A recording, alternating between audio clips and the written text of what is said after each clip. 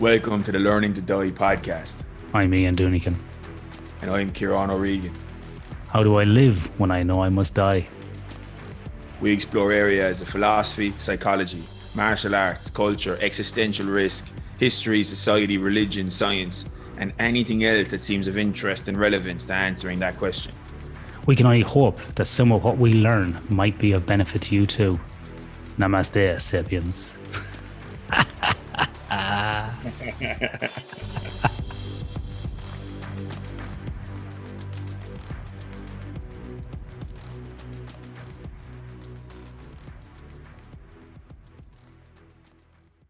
Jeez, more good to call that.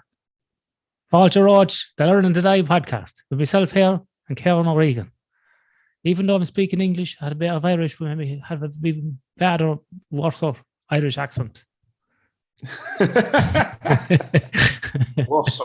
I was listening to a podcast before we get started. I was listening to a podcast today. So you Karen, in the last episode got me on to the Almanac of Ireland, and by the way, what a great podcast that guy, Manchin Mangan, awesome. I've been watching some of his documentaries on TG Carter, which is an Irish TV channel. You can actually install it here in the smart TVs in Australia, no restrictions, no problem. And I sort of went down a rabbit hole down to listen to Manchin, because his podcast is absolutely fabulous, and he's living in my home county of Westmeath these days, but I don't think he's from there originally. But then I started looking up other podcasts, and I got onto a few others, and one is a history one, and yeah, it's not too bad. But there's one I'm listening to, which is and it's in Irish, but it's from UCD. It's Blarina Bial. My Irish is terrible. Bialdis, which I think is just basically folklore podcast, and it comes out of UCD, the National Folklore Collection, University College Dublin. And they have these different guests on it. And the one I'm listening to at the moment is about a guy who was commissioned to do a statue of the Pookie, or the Puka. And anyway, in that, they kind of intermingle it with old recordings from the 60s of like farmers, where they've been interviewed. And they have these in the archives at UCD. So they'll have, and here's Josheen Summers now talking with Pat Cornley down in Clare or something like this from 1968. And it'll go into it. And your man will be telling a story like, I got the file down the night time, a few drinks, and the thing will be out there in the rod and be eating and, looking at him. And people would say the Pokey was out there at him, the Poke was a horse, and he jumped over the field. He just be talking like random shit for 10 minutes before they can get the answer. So I was listening to this today, and after being out of Ireland for so long, man, I was just rolling around the car laughing, listening to it. And then there's another one then, which is... What's the puka, man? So the puka is like, did you ever heard the word pookie, like for fairies? No, never. Have you not? No. Oh, right. So pookie is like is an Irish word for fairies, and then the puka. This is a whole rabbit hole I showed another day, because I've been getting into this. It's really good, and I remember from being a kid. So people might be familiar with in Irish mythology, or I don't know if you want to call it ghostology, really. I was just joking under this, calling it ghostology. You got the banshee, and that literally comes from the Irish word ban, which is woman, and she is like a ghost, or a, so banshee, woman ghost type of thing. And pookie then is fairies. But in this episode that we're talking about, this word comes from even as far wide and ranging as Latvia and Lithuania, and even up into the Scandinavian countries. So the puka is this sort of animal that, can appear as a horse or a goat. People say it changes shapes, and, it's got these different meanings behind it. It's mischievous, but it's not really dark. Could be bad, it could be good. It's this kind of weird thing. But when I was growing up, like, people would call like the fairies the pookies. Pucai fada. And so there's lots of that like in there. But there's another podcast anyway I came on as well, which is called Irish Life and Lore, Voices from the Archive. And that's good as well, because they've got lots of old like recordings as well, back into the 40s. That people talking on that. It's really interesting, like from a history perspective. And maybe it's a function of getting older and being away from Ireland a bit more. But once you got me on that almanac, I started like looking at other stuff, and then searching for other things online. I've been down this rabbit hole the last couple of weeks.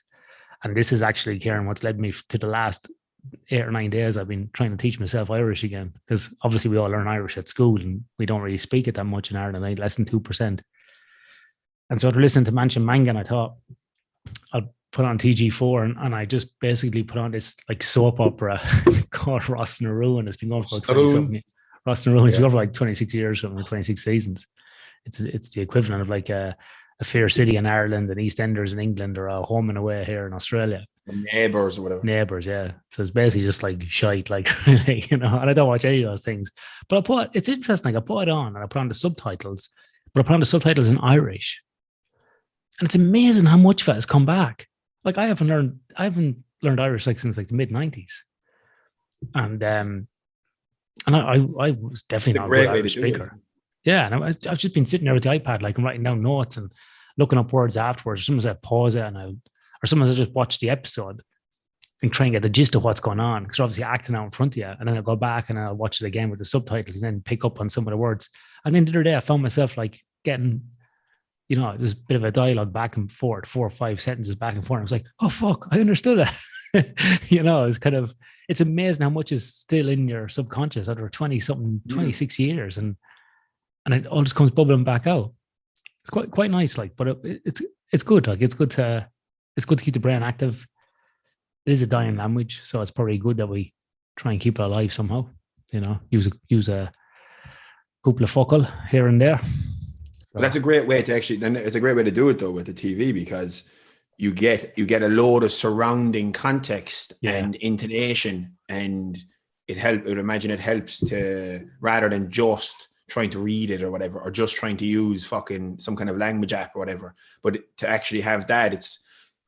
There was a buddy of mine who's an Irish teacher. He lived in London for years, and he's a qualified Irish teacher, secondary school, and he went back into the masters and something else, and now he's working in e-learning, but he still works as an Irish teacher. So if you're ever actually looking for any kind of pointed in a certain direction, if you want for any tutoring or any kind of I can hook you up with him, and even if he can't, if he's not able to take on any people, that he'd be able to potentially point you toward organizations or groups, like online groups and stuff, because he's still teaching in London, but from here using Zoom. Oh yeah, he moved back to Ireland during the summer. I'll have to get his details off, because I am interested in just like some alternative or supplementary material that I could do as well as an adult, you know.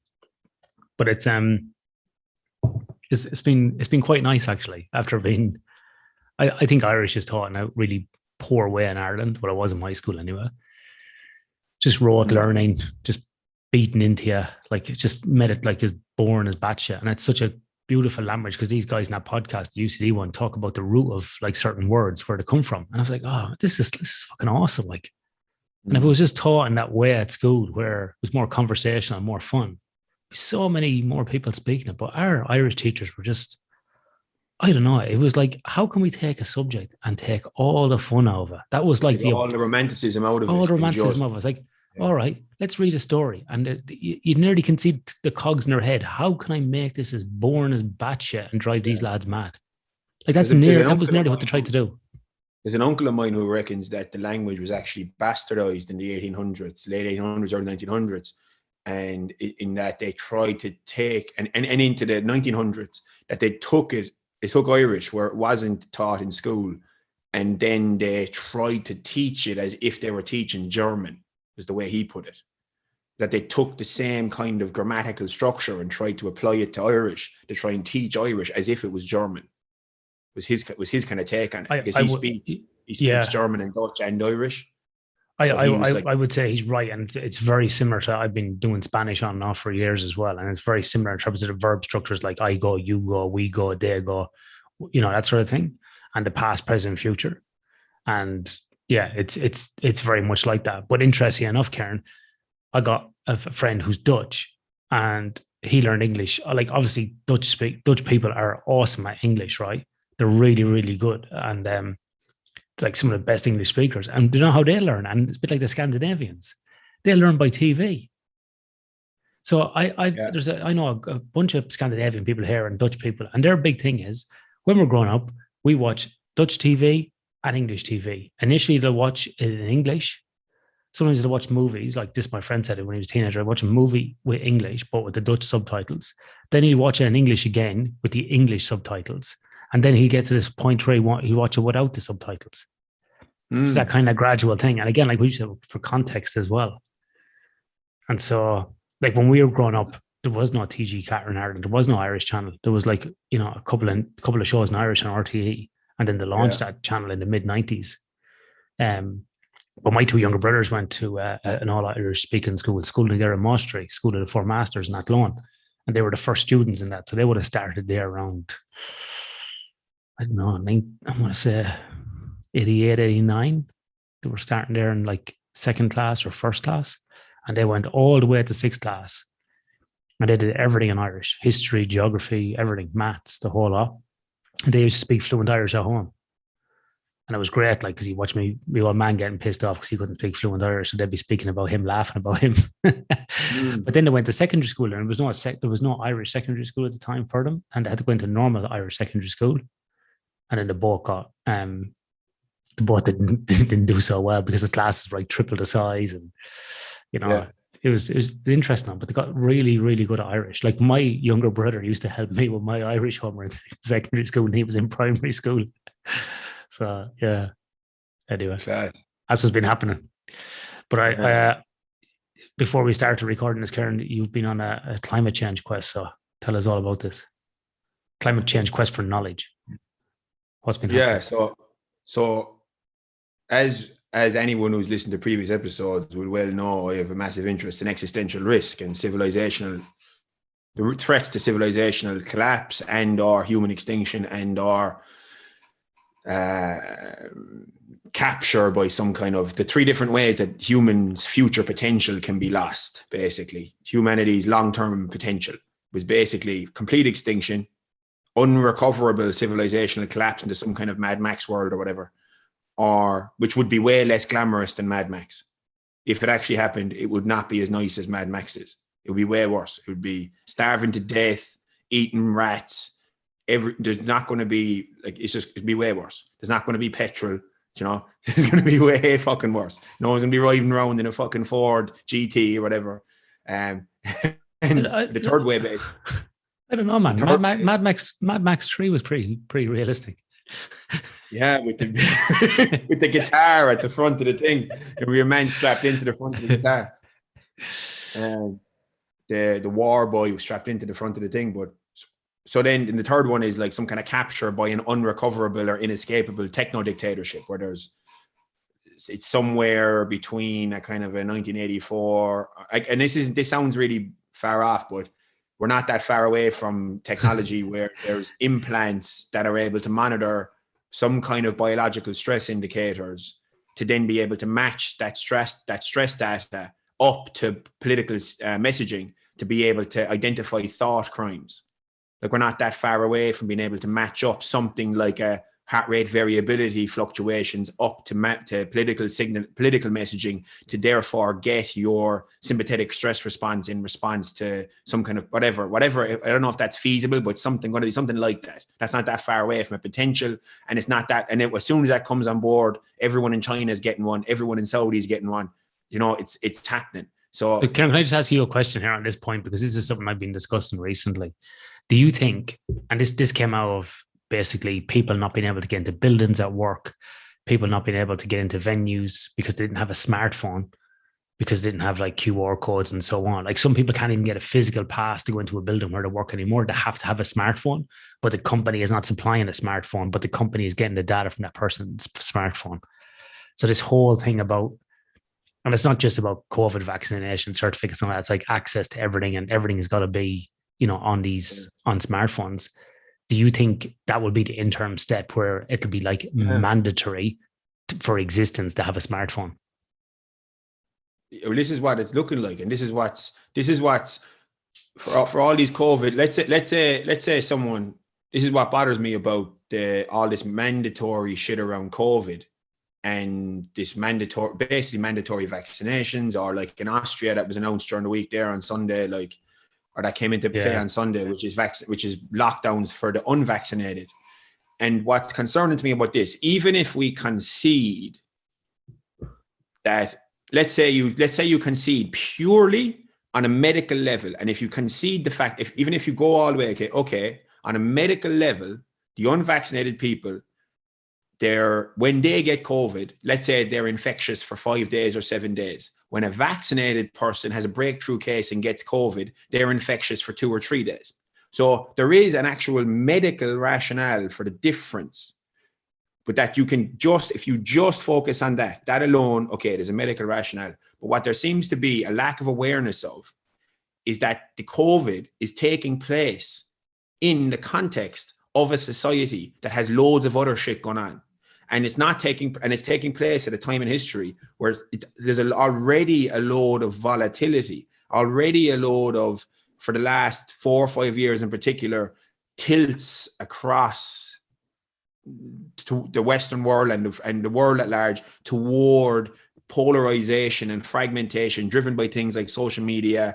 You have this more populist politicians doing well. You have even far right groups in Germany like Alternative for Deutschland doing well. You have these far left woke people kicking off and rioting and wrecking fucking Seattle and all this after George Floyd, and wrecking Portland every night, riots, CNN claiming it was mostly peaceful protests while cities are on fire behind the fucking news reporter. Similarly, you had the QAnon stuff and all this, the attack on the January 6th building. You have social media platforms pulling down the president of the United States while ISIS and Al-Qaeda get to keep their accounts. The landscape that we're operating in is bizarre beyond fucking belief. It's so absurd. And like literally, legitimately, Al-Qaeda and ISIS have Twitter accounts. I know. That's what I'm laughing at, because I know it's true. I've had similar rants myself. And just to put a bit of cream on the cake, Karen, here. So obviously here in the United, Socialist Republic of Western Australia, and it's no secret that I don't like our premier DPRA. Here. It's not the DPRK like North Korea. It's the DPRA, the Democratic People's Republic of Australia, of Western Australia. Yeah. And so it's no surprise to anybody who knows me that I don't like the current approach here, and like you, I'm against mandates and so on. But what I can't get my head around lately is the inequitable approach. So, for example, I showed you before in the podcast of wiping down like the goalposts at the AFL game in these sperm suits and no COVID, right? And all that sort of stuff. So this week there's a cricket competition that happens, I think, every year called the Ashes between Australia and England. I think maybe it's every couple of years. I don't know. Sorry, I can't remember. And basically 1 year Australia will go over there and play. The following year they'll come over here and play. The frequencies every year, 2 years. I'm sure someone will correct me.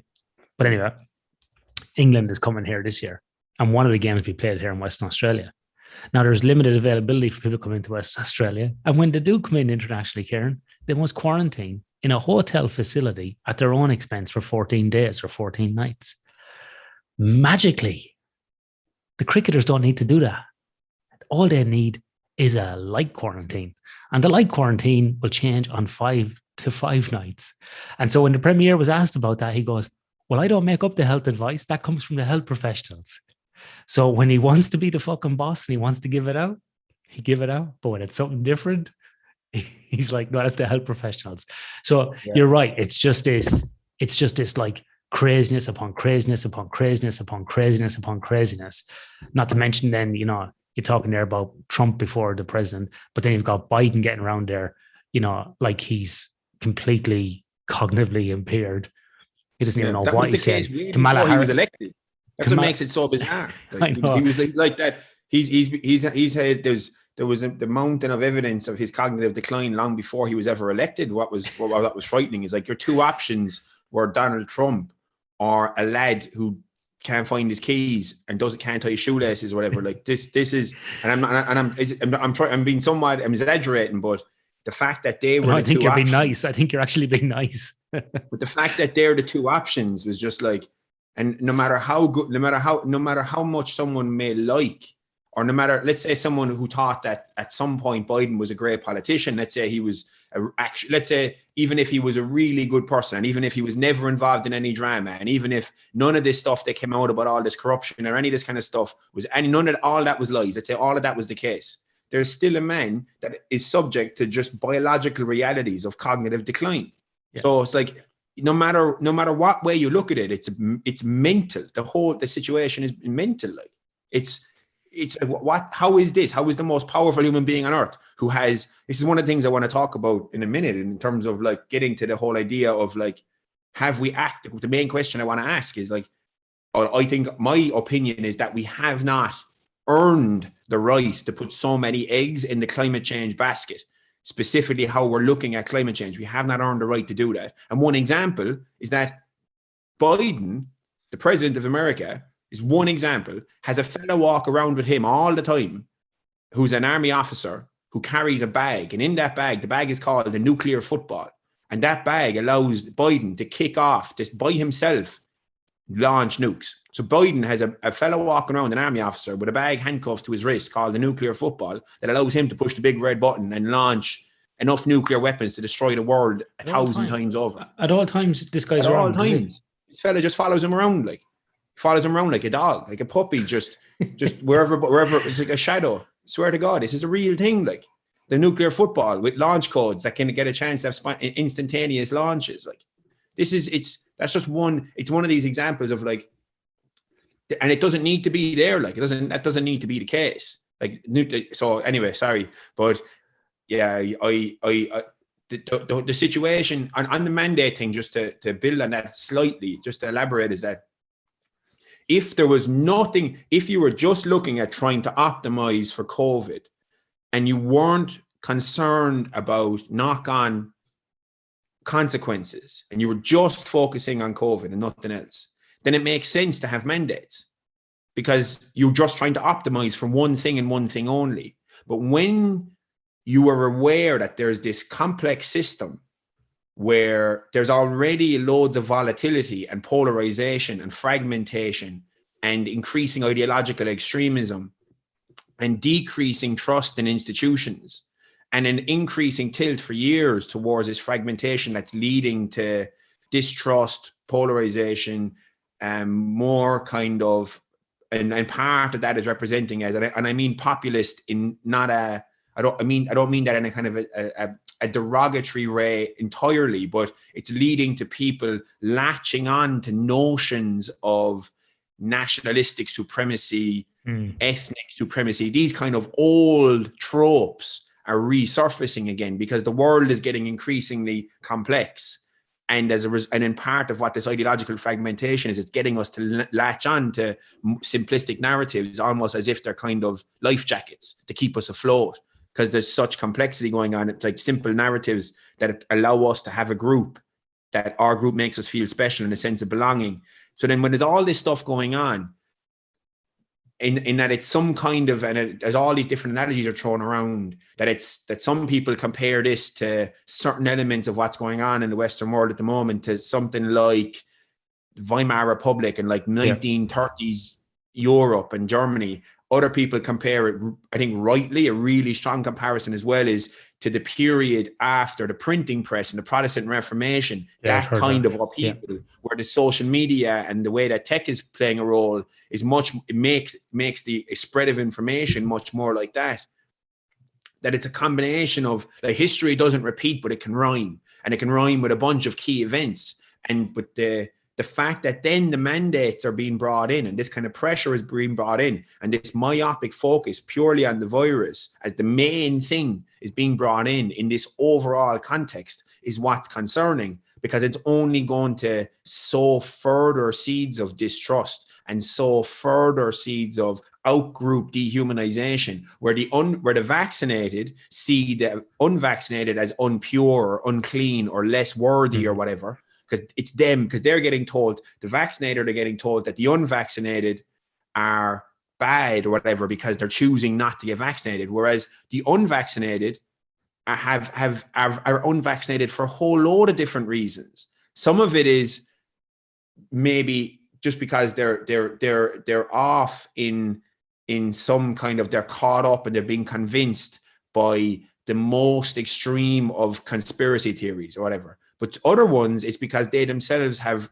personal history reasons to mistrust the pharmaceutical industry, or they have personal history reasons to mistrust the medical system, or that they themselves have there's something like, it's not that there's bad people. Like there's this lack of focus on the human to human understanding of why are these people actually hesitant to get the vaccine. Because there's a big difference between being hesitant to get this particular vaccine and being an anti-vaxxer who thinks all vaccines are bad.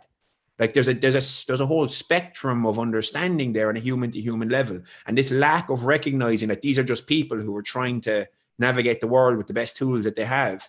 And the reasons that they're chosen not to get the vaccine is multivariate and potentially multivariate within even the same person. And then you're going to try and bully them at a time of already increasing fragmentation and polarization and mistrust and an increasingly polluted and toxic information landscape, information ecology, that it just seems like it's really struggling to see how this becomes a good idea. It's just adding fuel to a fire. Then this might be a different conversation if the virus that was circulating was something like the gain of function modified H5N1 flu that in 2011 was modified to be transmissible between people in 2 labs that has a 60% mortality rate. So it kills 6 out of 10 people that infects. If it was that virus that was circulating, then that's an apocalypse level job. So maybe it makes sense to make everyone get the vaccine regardless, because if that actually spreads, then civilization goes away. So there's very different discussions here. Like, so Kieran, I just want to kind of layer upon those two things you said. You discussed there about social media and like the print and press, a couple of 100 years ago, whatever it was.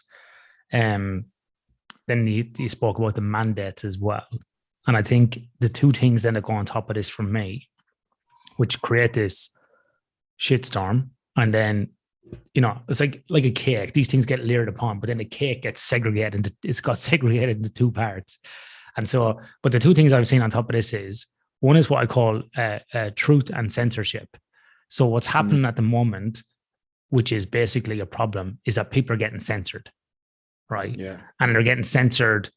And we're not talking about people going, like you said, anti-vax this and blah, blah, and the government's evil. We're not talking about, from the super lunatic that's got crazy conspiracy theories all the way through. We got everything from that all the way through to established scientists and medical professions and government officials, 30, 40, 50 years experience, like you said, just getting shut down or shut out, right? So that's a problem. With some of the highest level credentials and institutional background possible. Like an example would be the Great Barrington Declaration that was signed by 3 people. One of them was an epidemiologist. There's 2 of them are epidemiologists, and one of them is something else. But they're all medical doctors involved in medical research, and one of them does. And the third one does epidemiology work as well, but I don't think he's an actual epidemiologist. So one of them was from Stanford University, researcher, a medic doctor, and then another one was Oxford, and another one was Harvard or Yale. So the 3 of them, right? 3 of the most famous, most reputable institutions on earth signed a document basically saying there's a load of nuance to it, and maybe something. It was last October, and it was basically saying, how about let's not do lockdowns, let's do targeted protection of the most vulnerable groups, because these lockdowns aren't going to be a free lunch.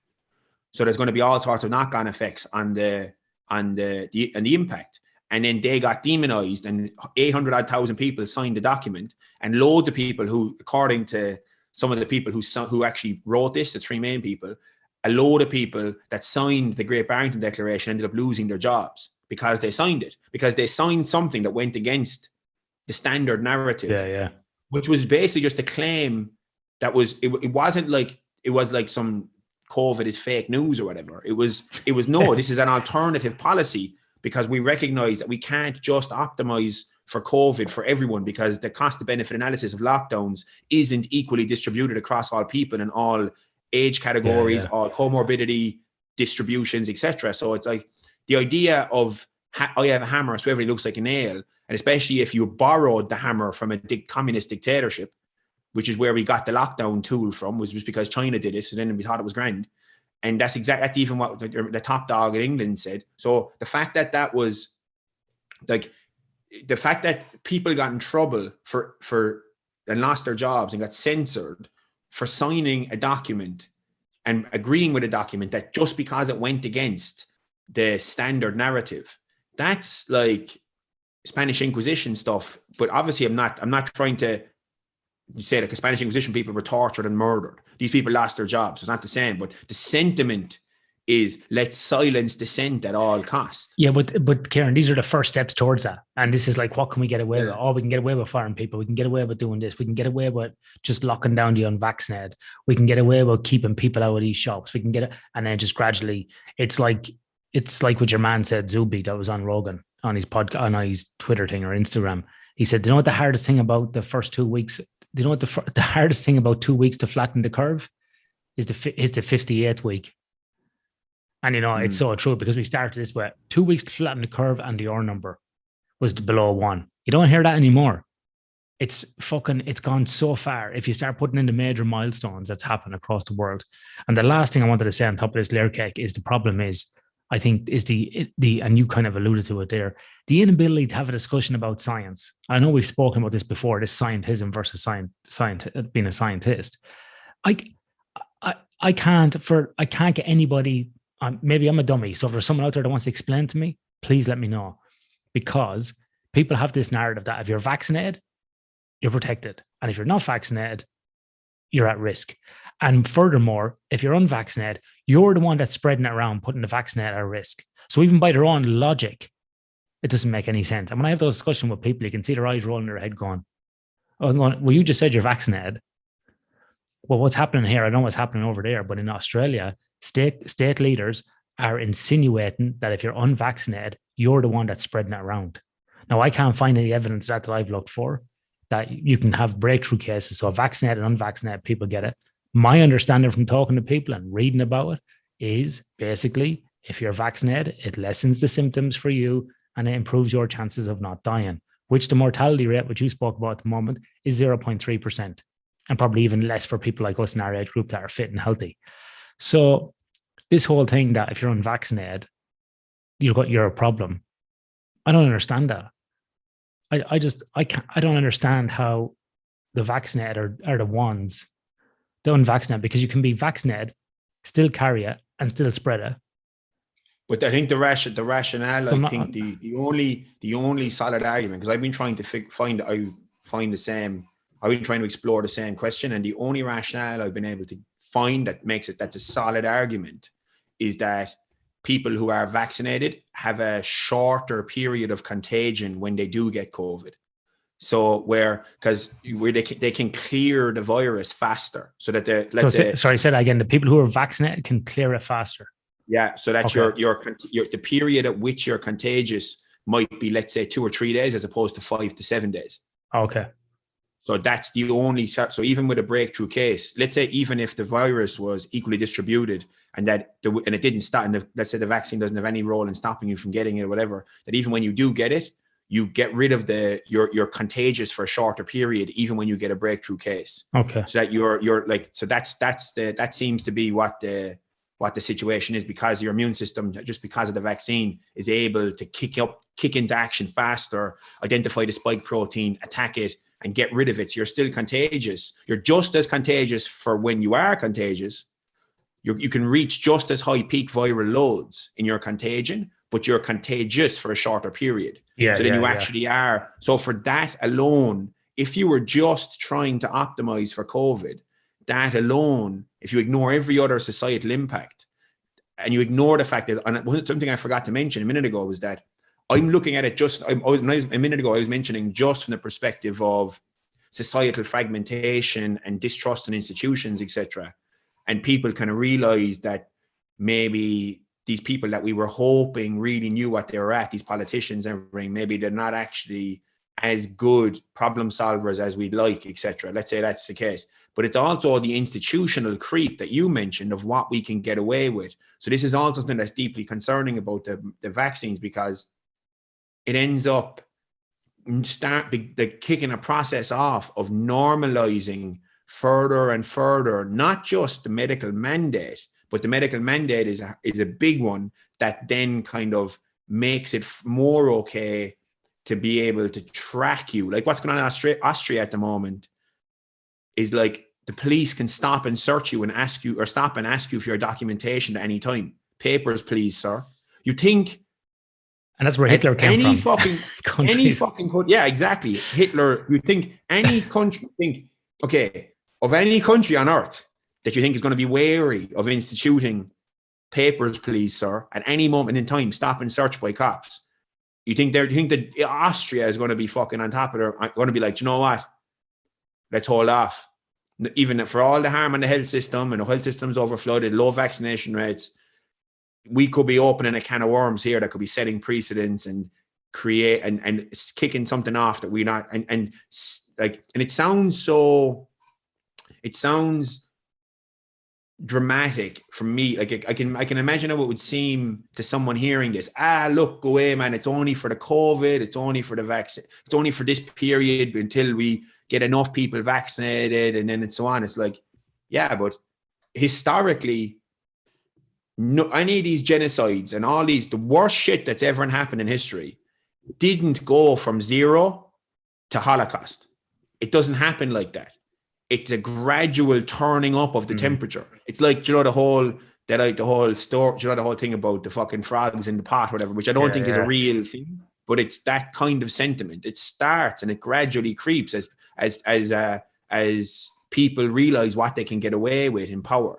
So it's not that I'm saying that this is definitely going to go somewhere. It's that given all the worst shit that's ever happened in history, it didn't all happen overnight.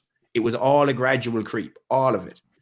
It was all a build. It was all a bit of this and a bit of that. And then it crawls along and then it jumps. And then it crawls along and then it jumps more and more and more and more. And that's just a component. And this is one of the things about the climate change argument, right? The climate change thing is that given how much of a shambolic shit show the management of such a benign virus has been, what makes us think that the same people who made a bollocks of this are going to be able to manage climate change in an effective, efficient, optimal manner? Firstly, what makes us think that the same people at the helm, the same media institutions that are roaring and shouting, jumping up and down, all this, the politicians, what makes us think that they're going to also, especially when we see things like censorship.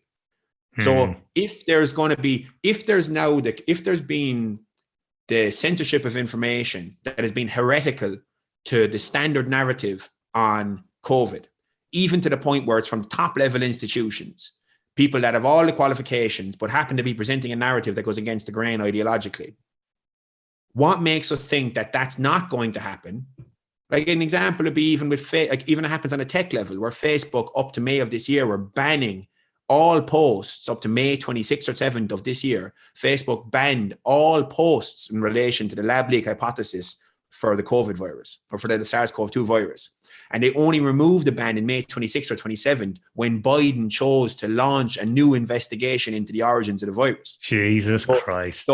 And that was after major pieces that came out in really good publications, January, February, March, like Washington Post writers, like private magazines like Tablet Magazine, New York Magazine called Intelligencer. They released a piece in January by some fella Nicholson Baker maybe. And then there was another one in Tablet Magazine by Norman Doidge in February. And then there was another one in March by I think in the Telegraph newspaper by Matt Ridley and Alina Chan from MIT and Harvard. Matt Ridley's in the House of Lords in England. There was Washington Post stuff by Josh Rogan. There was loads of stuff came out all along, right? So the lab leak hypothesis was always a viable scientific possibility. It still might turn out to be a natural origin, but the lab leak hypothesis was never debunked or disproved in any sense. It was never falsified. And in that sense, but Facebook took it upon themselves to impede the sharing of scientifically plausible, genuinely scientifically plausible arguments around the origin of the virus. But they only removed it when Biden says, you know what, we're going to launch a reinvestigation. So the fact that took place, when that's taking place, and then when you have medics losing their jobs over signing the Great Barrington Declaration, and we have censorship, there's loads of other examples of censorship by tech and also by just institutions firing people, and across other things, and just stuff that runs against the politically correct narrative, like an evolutionary biologist 2 weeks ago called Colin Wright that I've been following for years. He's one of the science editors at Quillette Magazine, that Australian website, and he's a science editor there. And he had an Instagram post taken down that was of pictures of graphs from a peer-reviewed journal in one of the top sports science journals in the world. That was a study done on strength differences between biological males and biological females, but it looked at after 3 years of hormone suppression, males were still stronger. And it was like, this is a peer-reviewed paper in one of the top sports science journals in the world, and Instagram pulled it down because it violated the hate speech codes. So it's like, when there's censorship of politically correct and incorrect information that is from legitimate scientists, legitimate institutions, peer-reviewed journals, totally plausible scientific arguments around the origins of the very pandemic that we're in, what makes us think that that same toolbox isn't going to be pointed at any dissent that goes against the climate change standard narrative, when it may very well be that the climate change standard narrative is actually, let's say it was even legitimately fully settled given current available evidence, right? Let's say there was no dissent at the moment, and let's say that no one was pushing back in any way with any of the narratives. And let's say this whole myopic hyper-focus on greenhouse gas emissions at the expense of things like the methane cycle, like at the expense of things like looking at the role of carbon sequestration and the differentiation and how important soil health is and all these things that are involved in carbon sequestration as opposed to just emissions and all these other complexities that are going on. Let's say there was none of that evidence existed and it was purely the standard narrative as it is, had no dissent against it at the moment. What happens if really strong evidence comes out that shows that our approach to climate change there's actually, hold on a second, maybe we're overdoing this, we're not doing enough of this. Why would they not, if they legitimately see climate change? Like Justin Trudeau had a quote there recently I read where he said, a tweet somewhere, he said that what we've learned from COVID, we're going to apply to climate change. I'm like, I'm damn right. I bet you fucking have.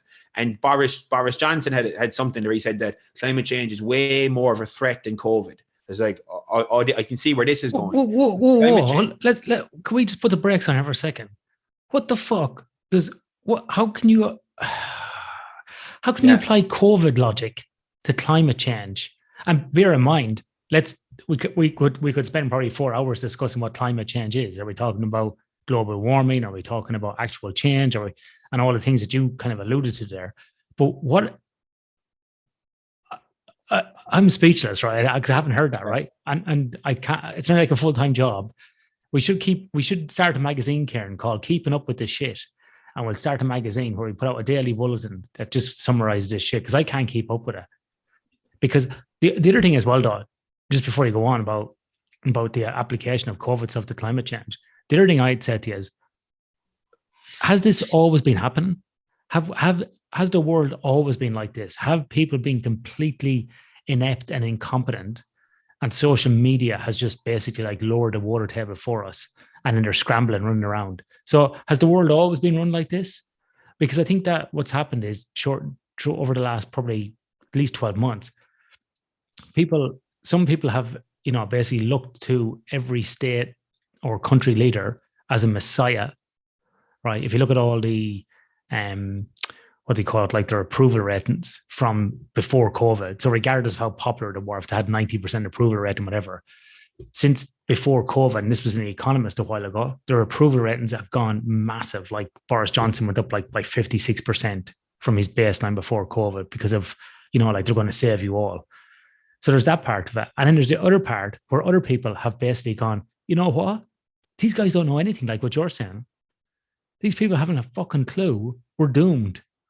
And I'm more like one of those people. I'm like, I cannot believe I've got into my mid-40s and I can't believe that the show is being run by a bunch of monkeys. This isn't even the Wizard of Oz. We look behind the curtain, there's one lad running around, because at least he was trying behind the curtain.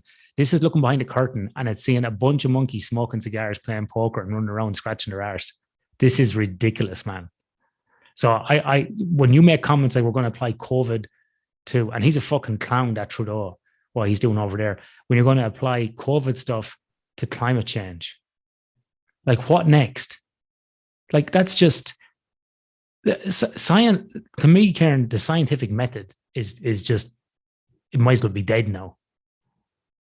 It's the best anchor we have. Like, so I think your question there is a really good one, and I don't have enough historical. Like, maybe I'm too young.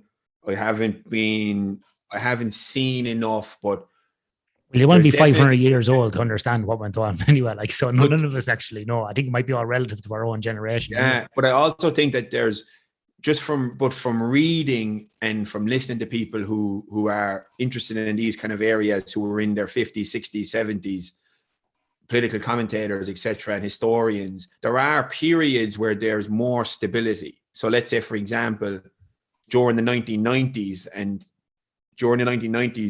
the Cold War had just finished. There's the whole Francis Fukuyama kind of concept of history is over. Western liberal democracy has won. The Cold War is over. Russia is now a democracy. The European Union is doing class. There's really good political, economic growth. The world was coming into the Celtic Tiger and all that. And then 9/11 is like a fucking spanner in the works. Boom, fucking history's far from fucking over. Yeah. And then we had the Wall Street fucking crash 2007, 8, Lehman Brothers, all Goldman Sachs, all that. Boom. Okay, GFC, fuck. Yeah. Maybe this whole neoliberal economic model, maybe there's a few wobbles here like that we need to, and this, and so then it's like there are periods, and then things have been escalating in kind of global, and then you go into the 2000s after, you go into the 2010s after that, and you're looking at things like Syria and Libya, etc., and the Arab Spring and all these things, and this instability. And then you end up with a Brexit and a Trump, and things are fragmenting more. So like there are periods of there are like peaks and troughs in terms of stability, and where things look like they're rosy, and then there's fragment, and then nothing is perfect, and systems have, everything has flaws and everything has shadows. So I think even though a lot of the figureheads politically are not necessarily the kind of people that you'd want to be your general that's going to lead you into war. Like, it's not the kind of people that you trust. Like, I can't really look around at any global political leaders really and think that, you know what, this is the kind of person that you'd want, if this is like someone that you want if you're, you know, who's going to lead you to fight the Independence Day aliens, like, you know, who's going to give you the speech that you're mandated. There's only one man, Karen. There's only one man that can fight the aliens if he comes along. I'm just going to grab a picture of him here right now. You know, but I mean, who's gonna of any of the current political leaders, you know, I'm trying to think, is there anyone that stands out as the kind of like honorable, lead by example kind of character that you could get behind politically, that's in politics at the moment on Earth, you know? And there's only one man, and I'll bring up his picture here now. Show him there. What is it? Putin riding a horse? Is that what it is? Is it Vladimir Putin riding a horse with a shotgun? Is that who it is? Better still. Is Putin in army combat pants, shirt off, pair of sunglasses, lying by a lake. Yeah, and he's looking. Yeah. Or this one down here of him riding a bear. See this one of him riding a bear. Have you seen that video? That's gotta be fake. Yeah. But that's the thing, is like Millet, like in terms of just who's actually a hard lad. It's like he's a legitimate judoka and everything. Like he's actually that's right. Yeah, he would fucking slap you in the face. Yeah. And no matter what you think about, like, I don't know enough about Russian politics, but I'm a fan of Garry Kasparov, the chess fella who's been campaigning against Putin and the corruption and all for a long time. But there's also a reality to Putin that if you have to fight the aliens, he's basically he's actually the only legend. Like, fuck it, look, he's the top dog until we get through this. Like, there is actually, like, it is interesting when you break down some of these characters. Like, I've been there's 2 presidents I read about, and I still haven't finished it. There's 3 books on Teddy Roosevelt by oh Christ, what's the man's name? Anyway, I'll think of his name in a minute. And I think I've read 2 of them now, or at the end of the second one. Teddy Roosevelt is a man that, you know, you could have, like, an old school type of thing. And I know once people passed, it was all myth and legend. Teddy Roosevelt went out, wrote books about nature. He wrote books on naval history. He basically did, you know, he did judo and boxing. You know, he did judo in the Oval Office. Like, he brought people in to show him, like, martial arts like that. The other person you could basically maybe potentially rely on from a physical perspective would be probably like Putin. And I think, like, whatever you think about Putin, I do have some admiration for any leader that does exercise and keeps himself in some shape. Because you look at Boris Johnson getting around, he's like a school kid that hasn't brushed his hair and just fell out of bed. Like, or my wife says it looks like he put straw bales on his head. Like he's a fucking idiot. He looks like an idiot. And then you got Putin getting around as well. Like imagine if you did a front snap kick to Trump's guts, he'd fall over. There's something about these type of people like that are not physically robust that really irks me and annoys me. Yeah, this could be it's kind of like horse like it. But the mad situation is though with these politicians, man, is that even with the fact that there's these top dog leaders like a Putin, not a Putin, like a Trump, or in the figurehead democracies of the free world, like England and the US, and you look at the fact that Trump was president and Biden now, and now Boris Johnson, and you look at all that for all what they represent versus you. Well, we're not versus, but it's worth keeping in mind as well that there are undoubtedly really good, solid people underneath them that are in the, not only have been elected, but are also in the institutions that are really solid characters. You would hope so. You know, but that but they don't get the attention. They don't get, because they don't play the same kind of political games. You know, they don't get the same eyes. They're not as useful to the media establishment to promote as much. They don't get as many eyes. They're not as sensational in a world of, because in the standard, this is part of it. Like, this is why it's so complex, in that with social media, a large thing that it did is it changed the environment information wise, so that even formerly very reputable publications had to then get on board with at least some, if not a lot, of their content needed to be clickbaity. And they had to, because they had to kind of draw you in to compete with the sharing world. They had to compete with social media and sharing things, and they weren't selling, let's say, proportionately as many physical newspapers, etc. So then they had to change how they went about certain components of their business model in order to stay afloat. And that involved needing to switch towards more sensationalist titles and more polarized topics that are going to generate more anger and try and race the whole Tristan Harris thing of like racing to the bottom of your brainstem, manipulating anger and outgroup dehumanization, all these things that are like worst angels of our nature. That stuff had to be manipulated. So, and this kind of stuff facilitates, it doesn't, like, more moderate, calm, cool individuals are going to be less attractive to our clickbait world. So then they're going to get less eyes, less attention. So, which then makes them less politically useful to the parties to have as their top dog to be able to get public support, etc. So it's just like the whole system is so interrelated, and we can't separate politics from Facebook. Like those things are in our democracies, we can't separate these things out, because they're so interrelated and interdependent in a way that they impact each other dramatically. So Kieran, let me ask you this then: how do you think, like, with all of these things then circling in the climate change arena, you know, Greta Thunberg has become like a character, really, she's this international character, and I use the word character because I think maybe, you know, she's more of a puppet than anything else. I think, I'm not sure, I haven't looked into this too much. You've got that happening. You've got these leaders here going on. You've got this social media. You've got what's happened in COVID. So people now will be highly skeptical or highly compliant, one or the other. We're getting these two camps. Potentially at extremes. People either really compliant and really bought in, or really, fuck you, I believe none of it. It's like those and that because of the algorithms optimizing for our biases, it's like pushing us further apart. Yeah. So with that in mind, then what do you think is going to happen with this whole climate change arena? What's the future of it for us? I'd be nearly too scared to look at it because I don't want to get too mad. So I don't know what the future is going to be, because it's going to depend on how much we cop on. But if I can give a bit of context that might be useful in that. So there's, in terms of, just like with COVID is one aspect of public health. that was treated as if it was the most important aspect of public health, and as a result caused loads of iatrogenic, which are basically the medical term for unintended negative consequences, that could have been predicted and were predicted by a lot of the things that the Great Barrington Declaration pointed out.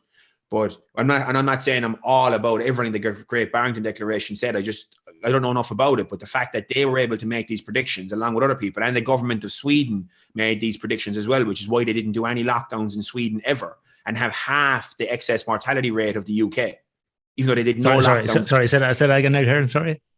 When I was looking into the data next week, Sweden have half the excess mortality per 100,000 of the UK and never did a lockdown.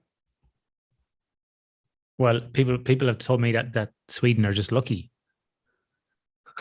Well, fair enough, but it may very well be the case that they were lucky at certain variants or whatever. But there's that component where they made these predictions about, well, if we do lockdowns, this isn't a free lunch. It's going to affect children's education. It's going to affect the economy. Businesses are going to close down. Alcohol-related abuse is going to increase. All these things that were obvious to people who were thinking in a big picture view. Whereas, so like this is what the Great Barrington doctors were talking about. And that's what happened. Like in 2020 in the UK, there was a 20% increase in alcohol-related deaths. You know, like there was only my girlfriend was telling me about something she heard on the radio yesterday, where there was a liver specialist doctor who was talking about the dramatic increase in, it was some huge, it was like 38% increase in liver-related issues.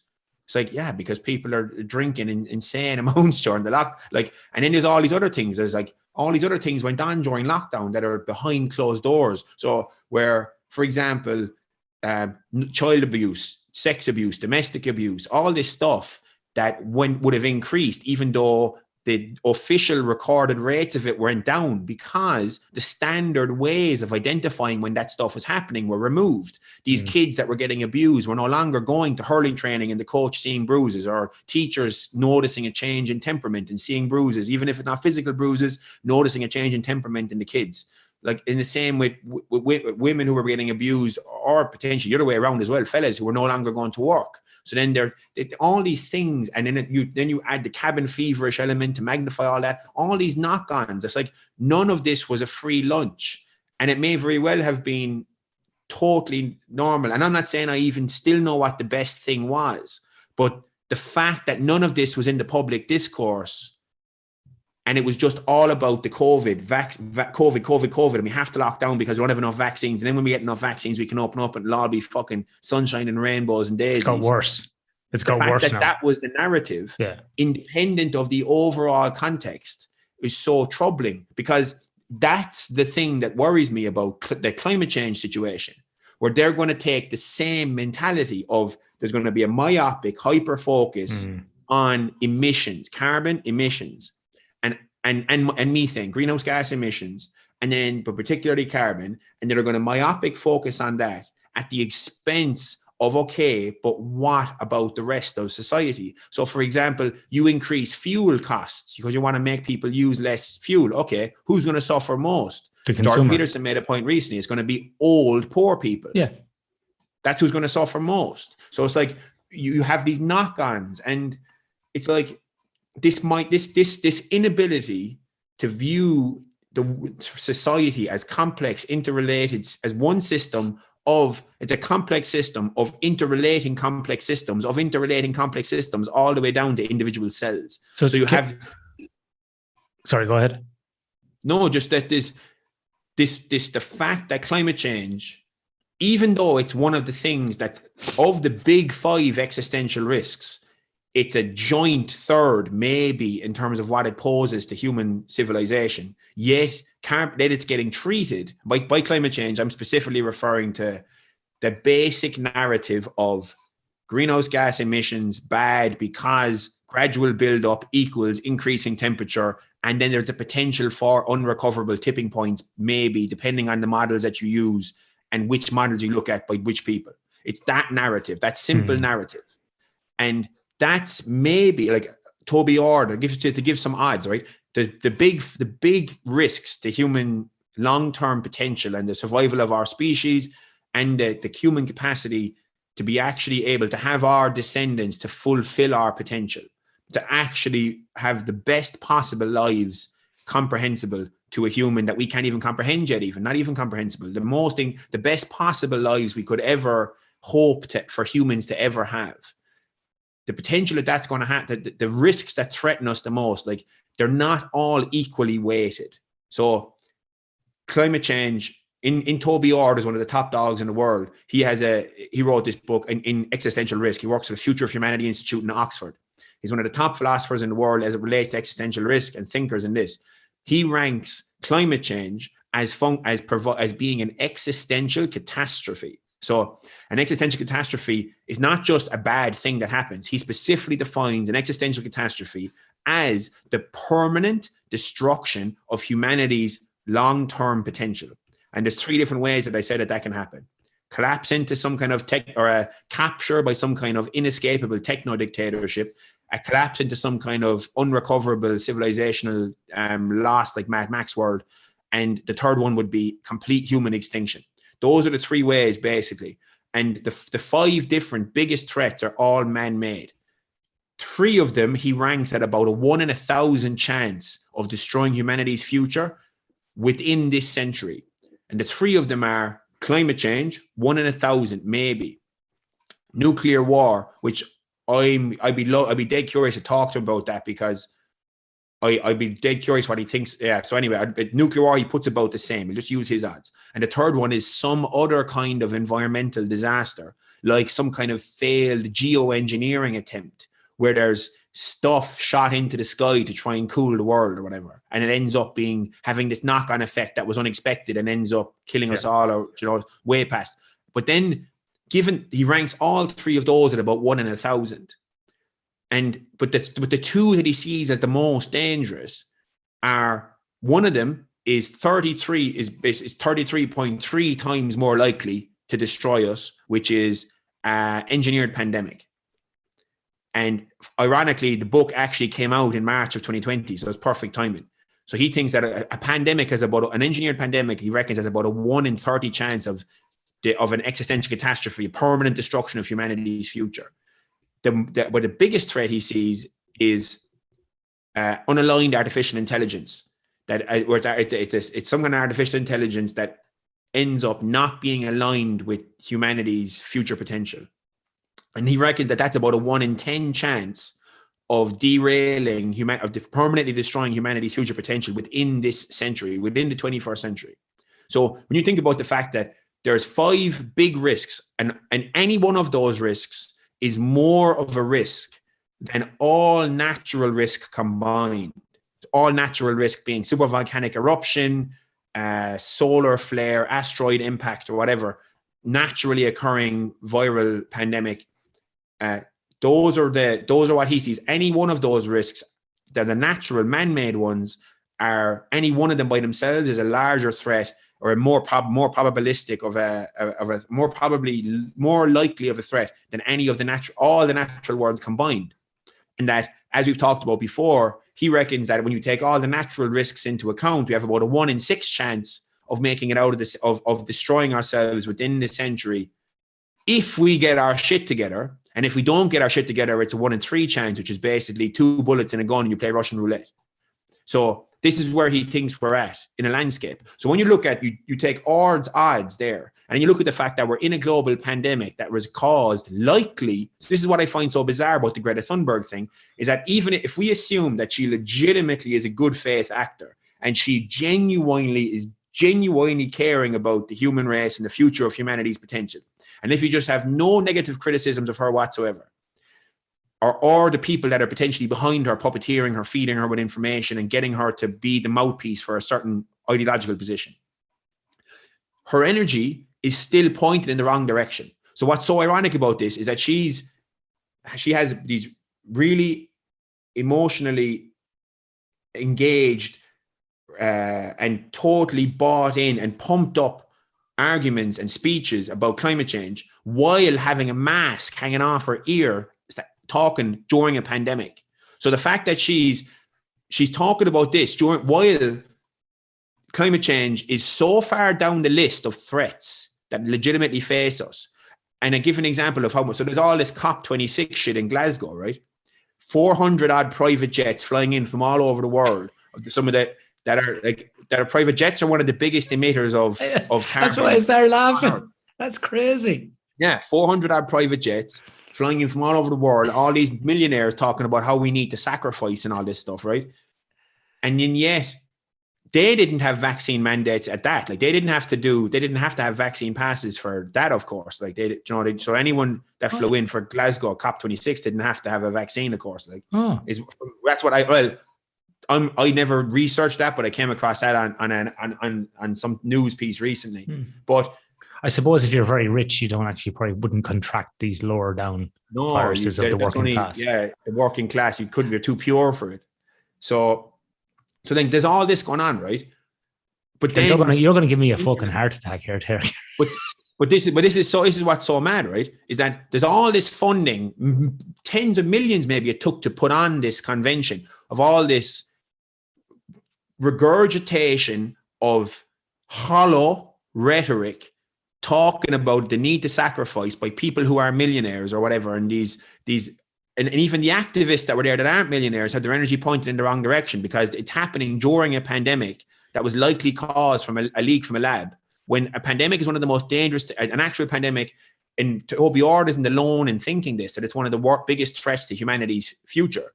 When a relatively benign, like you mentioned, 0.3% mortality rate or whatever, and that's like under the age of 60, and then over the age of 60 odd, it increases obviously massive. But there are viruses like that H5N1 modified gain of function virus from 2011, or it was a variation of the H5N1 that two labs in 2011 took a virus that wasn't transmissible between people and using gain of function, I think they did serial passage between some kind of ferrets and made it transmissible between humans. And it has a 60% mortality rate where they basically, and they claim to do it because they wanted to be able to study it or whatever, because then they want to see if but they basically potentially summon the demon into existence that nature might never have come up with. And then they did that, even though lab leaks happen all the time. And this very virus most likely came from the Wuhan Institute of Virology, which is one of the few 2 or 3 places on earth that study back coronaviruses, that's run by a lady called the Bat Lady, who's like one of the world's eating experts, and potentially was funded by Fauci, funded by the Wuhan, funded by Eco Health Alliance, but were funded by Fauci and the National Institute. So like this all is like the fact that all this energy is being pointed at fucking petrol and farting cows because there might be major problems in 100 years' time, while the International Convention for Bioweapons Prohibition has less budget than an average McDonald's restaurant. So this is one of the things that Toby Ord wrote about in the book, The Precipice. The International Convention for Bioweapons Prohibition has an annual budget at his time of publication for The Precipice of $1.4 million, which is less than the average McDonald's restaurant. So we're looking at the fact that, and that's the case where there's whereas that's potentially how much money was spent just on the cleaning crews for COP26. Just the people who are going to come along and clean up the quote unquote peasants that are going to come along and clean up after the richest people in the world flew in on their fucking private jets to jump up and down about farting cows and fucking petrol. So it's like, and how much we need to sacrifice while they fuck off home to their mansions in private jets. So it's like, the energy is being pointed in such the wrong direction. And that's even if we assume that the projections on climate change are exactly what the UN says, the IPCC reports. It's still so off the ball. Because let's say you say, even if, like I give an example here in Ireland, right? They're talking about halving the cattle herd here in Ireland, even though Ireland is one of the most well-equipped countries on earth to produce beef and dairy. And they're looking at halving the cattle herd because of greenhouse gas emissions. While how about we do that? While China, so we have this new carbon budget, 2025 and 2030. They're looking by 2030 to decrease carbon or decrease greenhouse gas emissions by 52%. Whereas even if we do that, even if China, in the same 4-year period between now and the first carbon budget of 2025, even if we hit all our targets, China are on average going to build one new 1 gigawatt coal power plant every week between now and then. Yeah. They're planning 200 coal power plants between now and 2025. So even if the way that the numbers work out, to the best of my knowledge, is that even if the whole of Western Europe decide to not use any more carbon ever, we're still going to be surpassed by the increase that China alone is going to produce.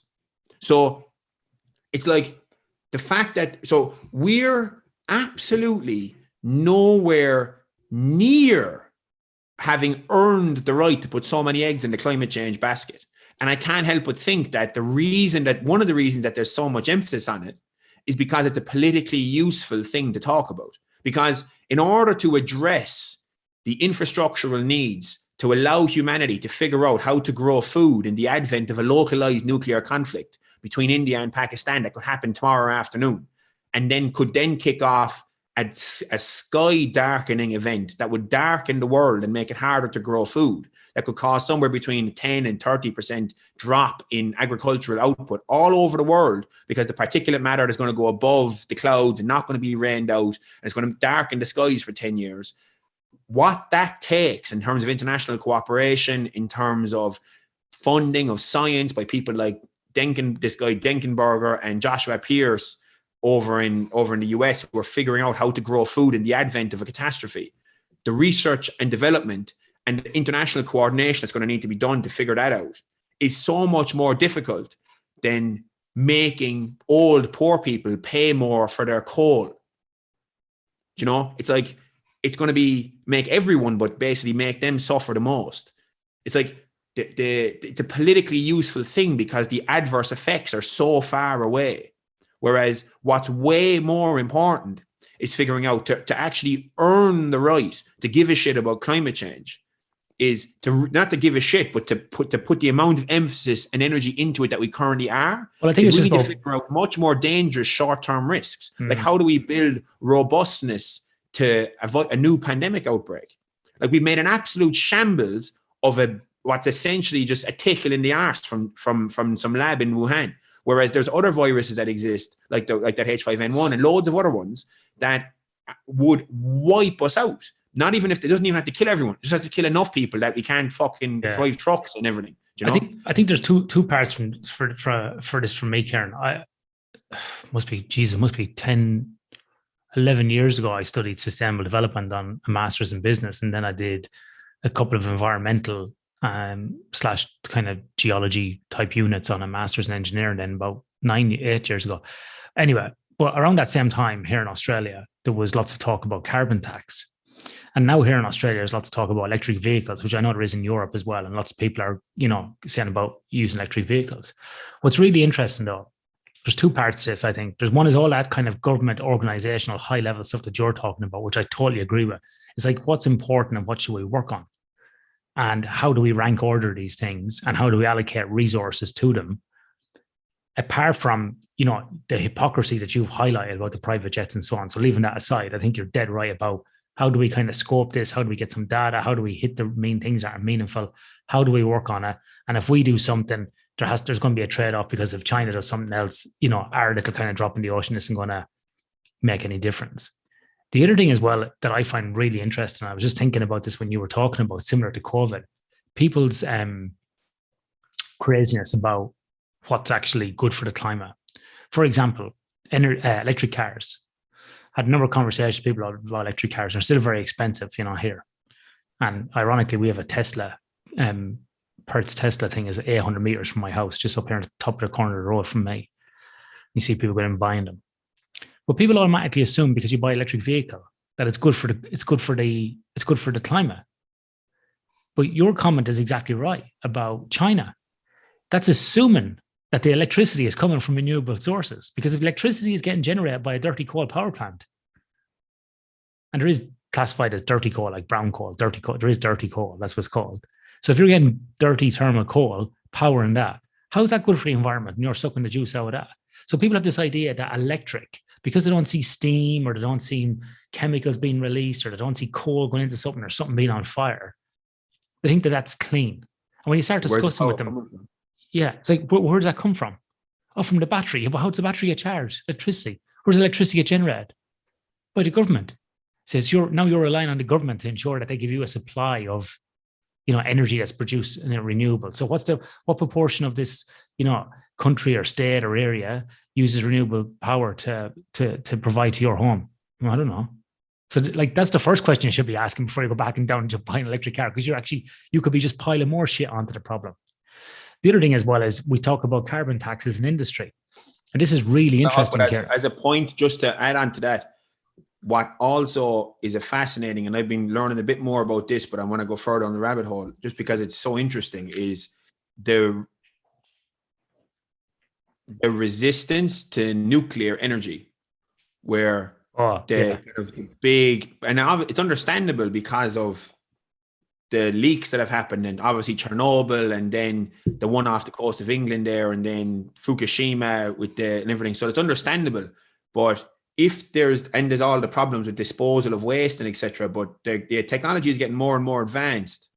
And when it comes to like I've read some really strong arguments. I don't want to go down that rabbit hole now because I don't have it clear in my own head, but there's some really, I would have had much more of a negative view on it myself up to only the last few weeks when I actually went down the rabbit hole and started learning some of the differences and what's occurred in the technology and the difference between now like fifth generation nuclear energy versus whatever the fuck Chernobyl was, But you're dead right, Kieran, because changed. That's exactly right. There's some environmentalists, and I'm saying environmentalists and climate change advocates, who believe, based upon, well, I won't use the word believe, based upon the data, based upon where we're going, they see nuclear energy as the safer, most viable, safest option going forward. And what they've done is, and it sounds crude, and I've read some stuff and cheapest as well. For other people, for poor people, it's going to be the cheapest. It could bring nations out of poverty. But the other thing as well is that they're saying that basically if you weigh up climate change debts or debts from climate change in the future, that basically when you account for everything, not just the financial cost, but the burden to people and the impact, that nuclear far outweighs any other thing. So, if people were to die, even, and it's terrible to say, but from like a one-off event, like a Fukushima or a Chernobyl, that one of those events happens in a country every 100 years, that the fallout, so to speak, from that, as in the deaths and the injuries, is seemingly on a all-cause mortality rate is still going to be better from other climate change sources. Now, that's obviously easy to say from a kind of a big data type of view and looking at it, but that's what they say. That's their argument about, if we're talking about the good of humanity for the next hundreds and thousands of years. Many people advocate that, and I was quite surprised when I got onto that a few years ago as well.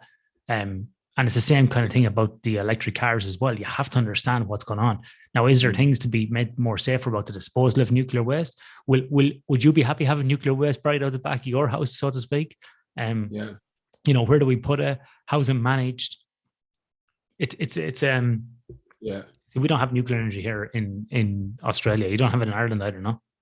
No, it's in the UK though. Yeah.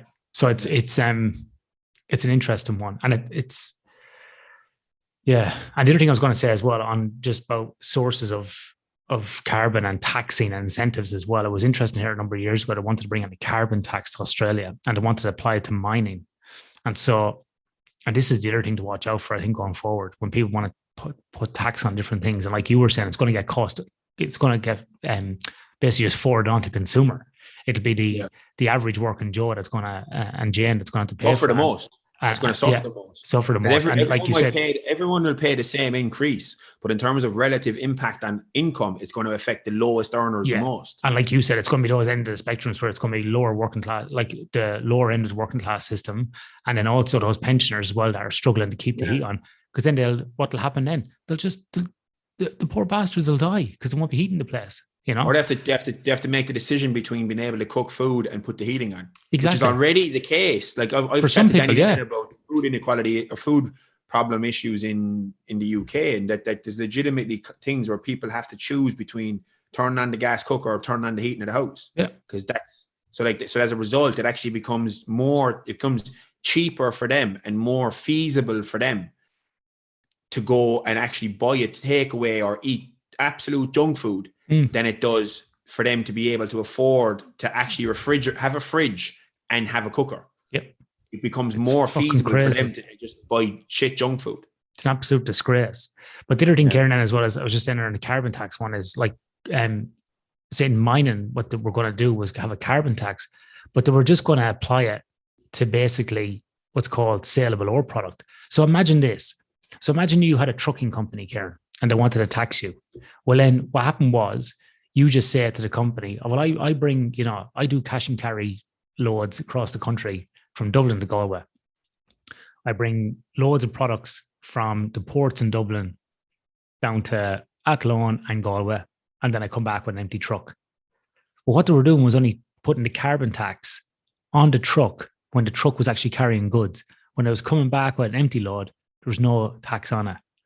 And then, so like, it's either a fucking problem or it's not. It's a whole balance of, companies and governments and squirrely shit again about it's still emitting the same amount of fuel. Well, maybe it's not as emitting maybe it's not because of the load. Maybe it's loaded up, it's maybe a bit more. Yeah. Maybe a bit more, but it's still emitting fuel. So shouldn't it be done in a proportion of the actual fuel that you use? Give an example of all these games and ridiculous intricacies to go on. But I give an example of how ridiculous some of this stuff is, like saying here in Ireland with the cattle thing, because I got particularly interested in the other side of carbon, which is the sequestration side. So I give you an example of how complex. You used a big word there. What was that big word you used? That what? Sequestration. Sequestration, like as in sequestering of carbon, like carbon being pulled from the atmosphere into the ground.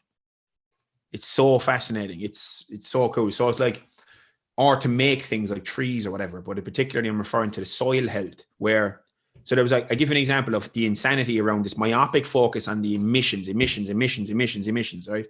It's like where it can simultaneously, of course, I'm by no means am I fucking denying any of the physics around carbon in the atmosphere increasing temperatures. I'm not going to, I've nowhere near the fucking, the opinion or the view, or the expertise. I'm just going to err on the side of of course it's a fucking thing. Like, so that there are some arguments I've read that it's not, whatever, but I've some really strong arguments, like way more convincing arguments that it is based on just fundamental physics and the role that carbon plays in the atmosphere. So, and I don't have the expertise to evaluate it, so I'm just going to go with that. So even when that's the case, carbon is actually involved in, and what we neglect is that it's involved in making life, like we're carbon-based life forms. So an example of how this works, even with cattle, right, is that I give an example that's less political. So whales. So it was only discovered recently in the last couple of years that phytoplankton in the ocean, because of some new technology that was discovered, or new technology that was invented that allowed for a better understanding of the distance light can travel in water, that phytoplankton that photosynthesizes can actually sequester twice as much carbon as was previously thought, to the extent where it seems like the ocean's phytoplankton is responsible for sequestering 4 times more carbon, the entirety of the Amazon jungle. Jesus. And they call it marine snow. So this phytoplankton grows, photosynthesizes, pulls carbon, and then it sinks to the bottom of the ocean. And it stays there for potentially hundreds of thousands of years. Right? So a natural filtration system to extract carbon from the atmosphere. Yeah. To pull carbon out of the atmosphere. Fuck, man. So, like, why are people watching the Kardashians? Like, fucking hell. All this stuff is going on. Yeah. And that's only a recent discovery. That's and crazy. The scale of it was a recent discovery. Marine snow has been known about for a while, but the fact that it might be sequestering way more than previously thought is only a recent thing. But this is what's fascinating as well, is what's really important for the health of phytoplankton is the fertilization from whale shit. So whale shit is really rich in iron, which is apparently a really good fertilizer for marine phytoplankton.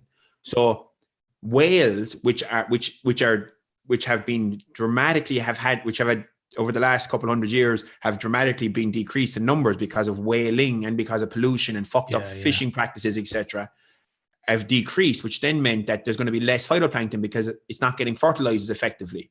So, and then whales themselves, apart from when they're alive, coming up to the surface, getting air, blowing out the water, shitting all over the place, fertilizing the phytoplankton, facilitating the carbon capture, the whales are also themselves made of carbon. So when a whale dies, it sinks to the bottom of the ocean and brings tons of carbon down to the bottom of the ocean for, again, tens of thousands or hundreds of thousands of years. So whales themselves are a carbon capture, as well as facilitating carbon capture. So a really important tool for dealing with the carbon emissions that are happening in excess is actually the health of the oceans. So fishing practices affect this. Whaling practices obviously affect this. What's going on in terms of whatever pollutants are potentially affecting whale health in the ecosystem.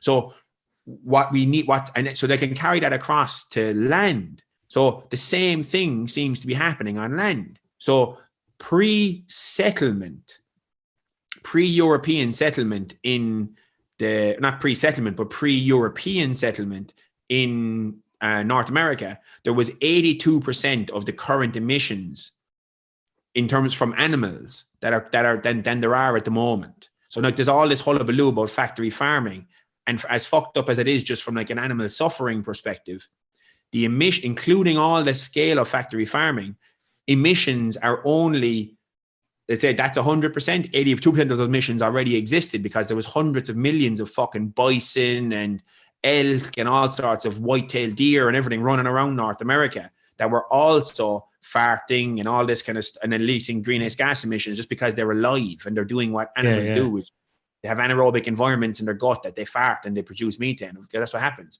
So, but what we can't, to the point where that kind of thing is ignored, and there's this focus on emissions. This myopic, narrow focus without recognizing the role that these animals play in an ecosystem. So just like these whales shit and fertilize the phytoplankton, animals, when they're actually allowed on land, shit on the ground. And the soil gets healthier and the biodiversity of the ecosystem increases and the soil pulls carbon out of the atmosphere because the plants pull carbon out of the air, and then the plants hand the carbon through their root systems down into the ground, and then the plants exchange the carbon with a whole microbial environment, and then these microbes, these fungi, mycelium networks, etc., hand nutrients up to the roots that then the plants use. So there's this symbiotic relationship to the point where there's a farm that was studied from a recent Michigan State paper that came out in 2019 or 2020, Michigan State University, that they did a study on a farm in Georgia called White Oak Pasture, that the farm itself produces beef, but the farm is a carbon sink where it pulls in more carbon than it releases because of the farming practices. So because of the way that the soil is so healthy, because of the biodiversity, because of the fact that they're using natural fertilizer in the animals, the fact that they're rotating animals, they're doing it all, they're not tilling when they are growing, they're not tilling up the ground. Like when you drag a till down a field, like I see around me, I'm surrounded by farms, that releases massive amounts of carbon into the air. Whereas when you use no-till machinery, where instead of trenching it up, you dig holes, or you have this kind of a blade run along the ground and then you drop the seeds in the cuts you've made rather than trench it up. You don't have some of the stuff I've seen, you don't have decreases in output, but you have a decrease in terms of food production. You just have to use different machinery and different methods, but you can actually decrease the carbon emissions because when dirt isn't just mush that has nothing going on. It's so complex. There's all these interconnected like threads of mycelium mushroom networks, basically, that are all connected. And when you trench it up, you're destroying all these networks, so you're decreasing the soil's capacity for overall health and biodiversity, but you're also releasing carbon into the air. So then when you have taken all this into account, when you think about the fact that ruminant animals, if there's grass growing in a field and it's just left grow, and then let's say there's crops growing or whatever, and there's crops growing, and then there's stuff then the parts that humans can consume are taken, and then the parts that humans can consume, you let ruminant animals like cattle go into the field and eat whatever they want. They're going to take stuff that humans can consume and upcycle it into beef or dairy or whatever. Whereas if the animals didn't go in, that stuff is still going to decompose. It's not going to just magically disappear. It's still going to release carbon, and it's still going to release methane in the decomposition process. So it's like this stuff is so intricate, and the fact that there's one side of greenhouse gas emissions being focused on is evidenced in things like the Swedish Green Party made calls for Swedish citizens to go out into the hills and basically kill as many moose as possible for the sake of climate change. So it's like, without realizing that, well, wait a second, what are those moose doing? Maybe there's too many of them in certain places and it's affecting, but at the same time, kill as many as possible. But sure, how does these nutrients get up hills if it's not for greenhouse, if it's not for ruminants bringing these nutrients up hills and shitting and pissing on the ground and fertilizing the soil? Because nutrients run downhill because of rainfall. That's why valleys are more fertile than mountainsides. And the only way that nutrients get up hills is if it's brought up there, either by a ruminant animal who's shitting and pissing while it's eating grass or whatever it can eat, or it's brought up there by machinery that's emitting carbon because you're bringing tractors up there. So it's like the complexity to this and the scale of, so not only it's like how the fact we're so far off putting so many eggs in the standard climate change narrative basket with this hyper focus on carbon and greenhouse gas emissions for so many different reasons, not just where it fits in a hierarchy of existential threats and how little attention is being focused towards way more worrying threats, like how to stop billions of people starving to death in the advent of a localized nuclear engagement between India and Pakistan, like we've talked about in the past. Or the fact that we made an absolute shambles of a relatively benign virus when way scarier things exist in labs, and our technology is only getting more effective. And you think there aren't terrorists all over the world that have recognized how much harm a virus can cause and aren't getting notions about fucking taking virologists hostage or whatever, like some fucking movie, you know? And then unaligned artificial intelligence, where there's billions of dollars going into developing artificial intelligence and maybe tens of millions being put towards figuring out how to make sure that artificial intelligence is aligned with human well-being in the future.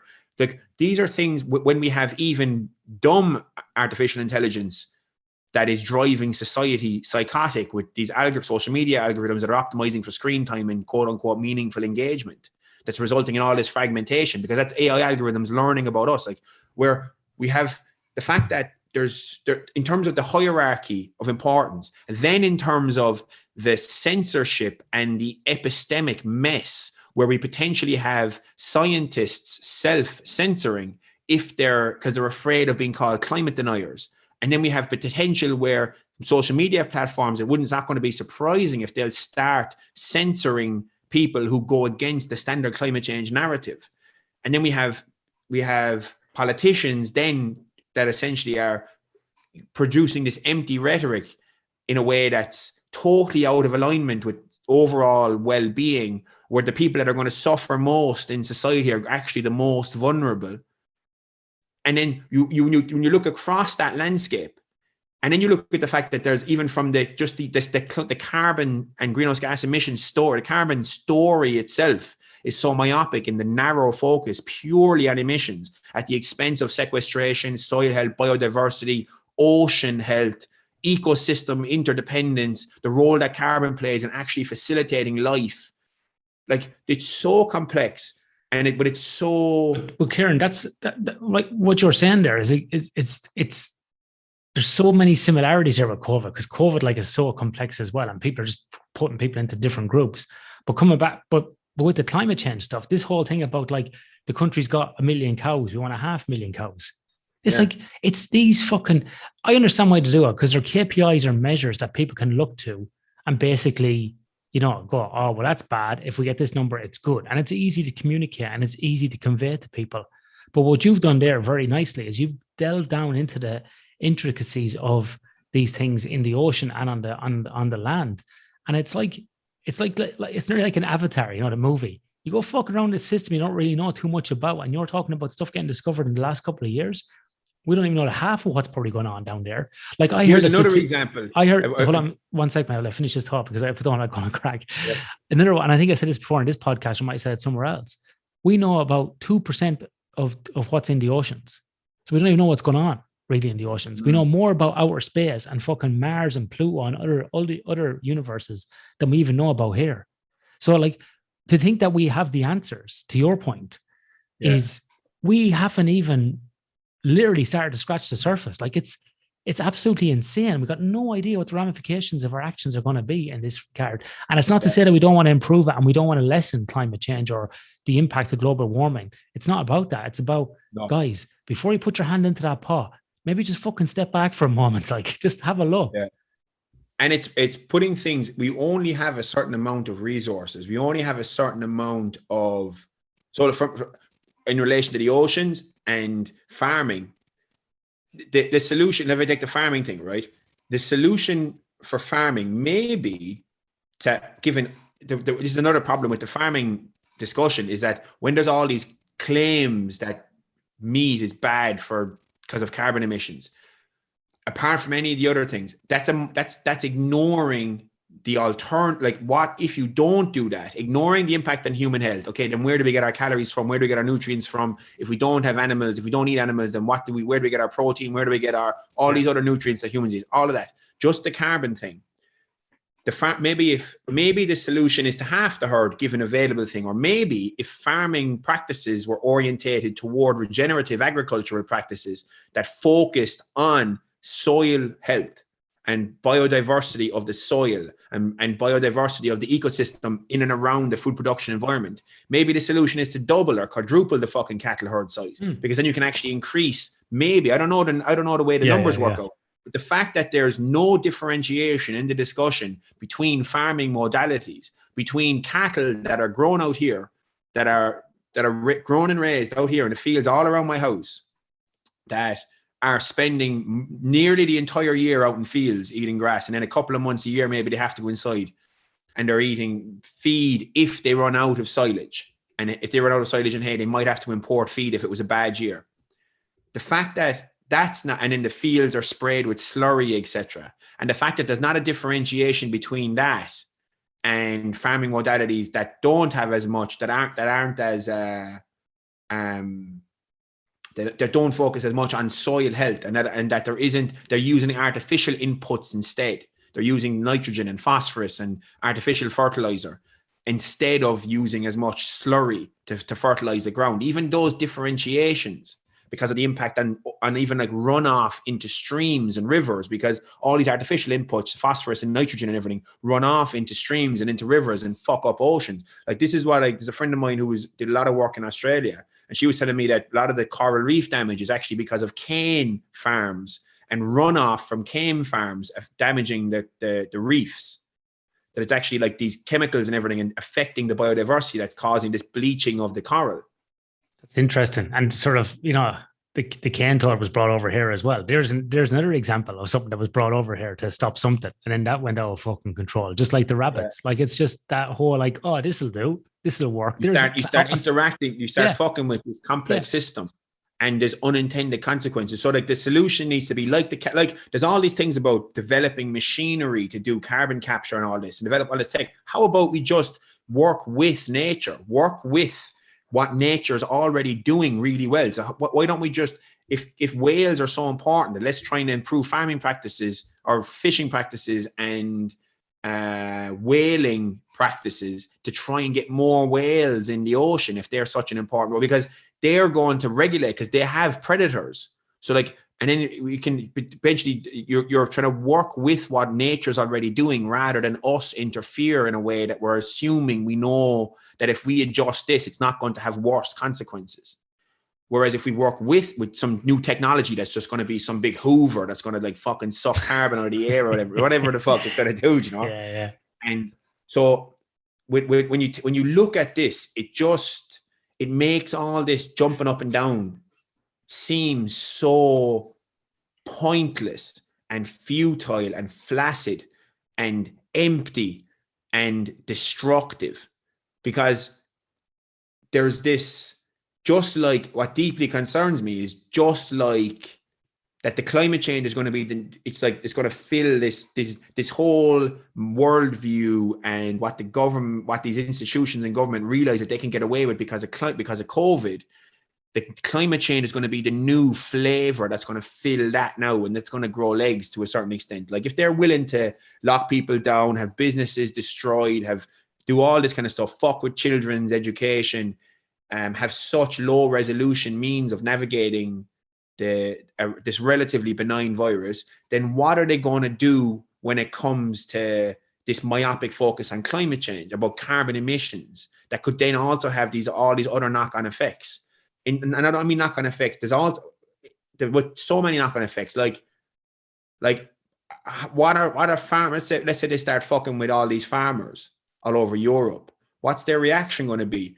Like, who are they more likely to vote for in future elections? They're more likely to vote for whoever's going to say, fuck this. Completely fuck this. Not, they're going to like, so you're just increasing the chances by taking such low resolution, by making such low resolution attempts to deal with highly complex problems. We're doing, the phrase I used to describe something else is big, and a few years ago in an article was that I call it brain gardening, where brain gardening is basically doing brain surgery with garden tools, where you're taking a high resolution problem that needs to be addressed with extreme care, and you're doing it in your brain surgery, and you're doing it with a fucking a mucky spade, a mucky spade and a fucking hedge clippers, you know? It's like, and that's what they're doing with this shit, like, and it's just so mind-boggling for me to watch, because it's so obviously ridiculous. Like, it's so obviously ridiculous. But Kieran, see, the thing is, well, on this subject and other subjects as well, I've had these conversations where people are like, yeah, well, people don't understand it. You're better off just giving them like, this is good and this is bad. And, you know, people don't understand that. I'm like, no, people will understand it if you take the time to explain it. And that's the thing, is that we're our whole, and this is where it meets like the social media and the media that we have now. It's all these clickbait, 1 minute videos, 2 minute videos at the max. There's no long form conversation happening on these platforms. Now, in saying that, YouTube, podcasts, all that, it's really interesting is that the whole kind of hype and reaction shit is all clickbait and small videos, but the long form discussions are just equally as popular. So it's like this kind of U-shaped curve of what's really popular. And I think what's happening is people are seeing some of that. And I hope this happens more and more, that people then do go to podcasts or long form information and read more, listen more. And it's great that like podcasts are out there. And I know it's hard for people to trawl through them and understand what's a reputable source and what's not. You know, people go on about Joe Rogan's podcast and whatever. And yeah, you got to pick and choose, and you got to figure out which is the right person and so on. But that's part of critical thinking. You've got to listen to different sources and read different things and make an informed decision. But the key word is have been informed. And we're not informing people. It's all clickbait and 20 seconds here and a picture of Greta Thunberg jumping up and down and Joe Biden wearing a mask and Boris Johnson saying something. But you've there have explained a lot of things, you know, in that short space of time, you know.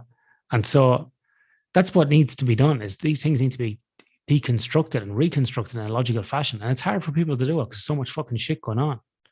So with that, Kieran, we're sort of at the end of our time. So I'm just wondering, Kieran, what were some of your good sources that you went to find out some of these things? Because these are quite fascinating areas that you've delved into. Was there any particular sources that people could go to if they wanted to read more about this? In terms of the main resource that I referenced in terms of the lad who applied the probabilities to existential catastrophe, is Toby Ord, The Precipice, that came out in March 2020. It's a masterpiece of a book as it relates to existential risk at large. In relation to the farming stuff, I'd actually recommend this book, The Sacred Cow, written by Rob Wolf and Diana Rogers.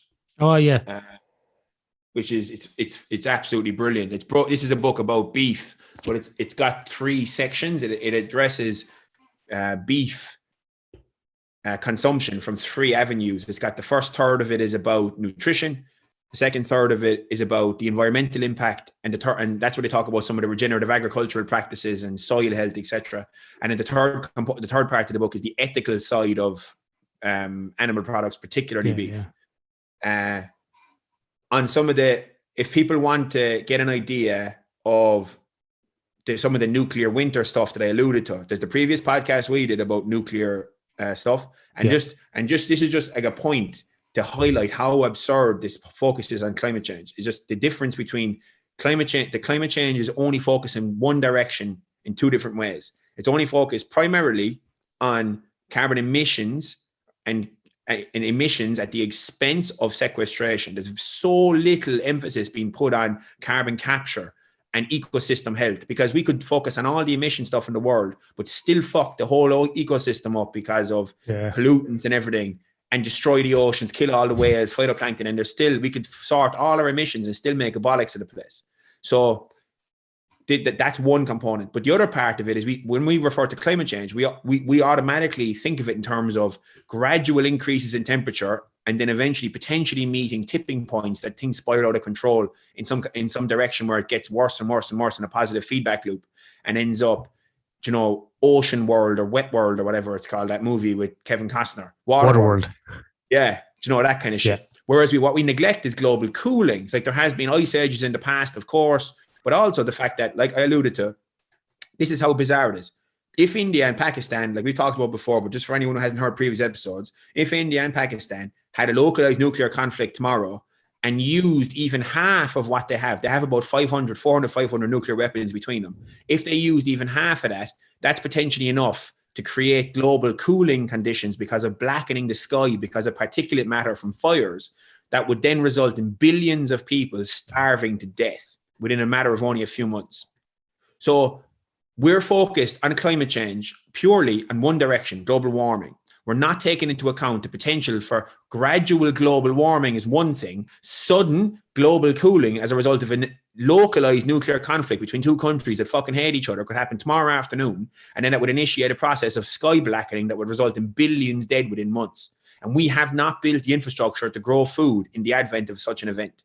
So the fact that alone, independent of anything else I've talked about, is cause for concern at the current narrative that's so myopic and narrow focused on emissions and global warming. That alone is cause for concern. And if people want to read further about that, then they can look up, there's research by some of the main top dogs in the world on that are Owen Toon and a guy called Alan Roebuck and Owen Toon. They were two of the discoverers of the concept of nuclear winter with Carl Sagan in the 1980s.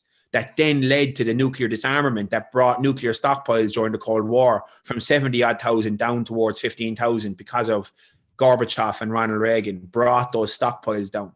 So those two lads, and they have papers that they publish for the what do they call it, the Bulletin of the Atomic Scientists, and they have one of them has a TED talk as well about nuclear winter called "I've studied nuclear war for 35 years and you should be worried," or something like that. It's a podcast about nuclear war, and they mention global cooling.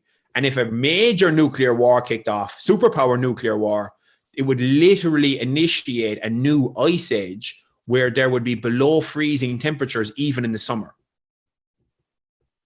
So that's if a big nuclear war kicked off where there was hundreds and hundreds, maybe thousands of weapons used. There's 15,000 nukes on Earth. So that alone, just that thing, even if they just look in India and Pakistan, they wrote a paper called "How an India-Pakistan War Would Affect the World" or something is the name of their paper. It's a 2019 paper for the Bulletin of the Atomic Scientists, and they summarize a load of their research in that. But these are massively well-respected climate modelers. And they use the most advanced climate modeling to predict this stuff. And even in their most conservative situations, still result in like 10% food decrease across the world. And then there's actually a podcast on the Future of Life Institute podcast. Oh, yeah. Called with a guy called Joshua Pierce and another lad, Denkenberger, whose first name is escaping me. And their podcast was about, it was from September 2019. And their podcast was about how to feed the world no matter what. And they wrote a book along the same title, and they run a charity organization called All Fed. And these two lads are researchers in the US, but their particular focus is how to feed the world in the advent of catastrophe. So they are the kind of directions that people are interested in going, is that like the fact that one event could happen tomorrow afternoon and billions will die within months of starvation.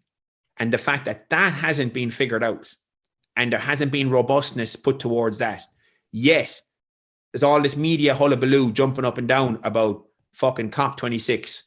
And then Dave Chappelle's comedy special, because he kicked a fucking hornet's nest full of woke dogmatists by basically taking the piss out of cancel culture. The fact that gets so much attention, but this could happen tomorrow afternoon is just such an example of the fact that we have not earned the right to put so many eggs in this climate change narrative.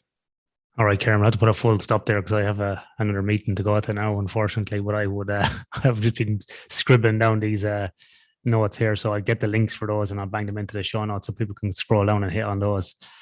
As always, Karen, I always learn something when I speak to you. So thank you very much. I feel like I've had an overarching lecture for 2 hours on, in a good way, on climate change and where we're heading. This is really interesting. I've got Toby Orr's book. Thanks for letting me vent there, man. I needed that. It's good. It was good. I got Toby Orr's Precipice book in my list anyway, or sorry, in my queue on my Audible. I just can't get through enough at the moment. I'm just busy with work. So this is great.